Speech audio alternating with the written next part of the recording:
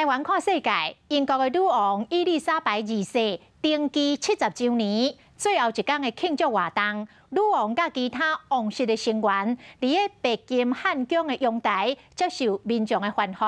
讲这个4回路易小王子真古锥，将做媒体焦点。 游行的队伍内面有骑脚踏车的人，或者个路易小王子真欢喜，双手举悬，对音乐学因伫骑脚踏车。可能是因为坐伤久，这个4回路易开始坐袂调啊。趁后壁这个表姐，甲伊头前这个小女子讲话时，将伊手甲挽掉，就无要甲放掉，搁算伊的头毛。结果因老母凯特甲阻止了后，这个路易看起佫无啥欢喜。 这个凯特一个较安大的是，路易佫将因老母的喙弯掉咧，古锥模样拢互在场的媒体翕到。God save the Queen。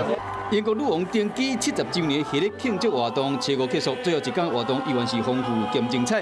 进前因为人无爽快，缺席部分活动的女王穿青色的套装，拄一支拐啊，甲王室其他的人做伫白金汉宫接受民众的欢呼。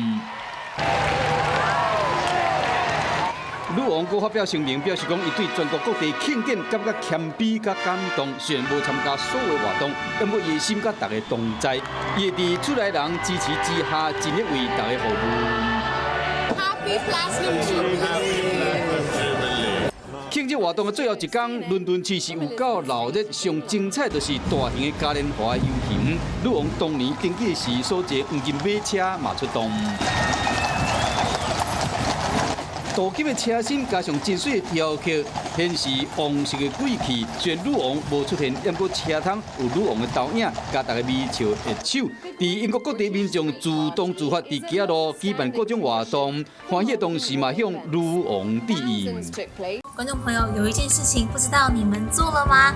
那就是赶快来订阅我们的 CH52华视的频道，而且记得哦，一定要帮我们分享、按赞，还要开启小铃铛。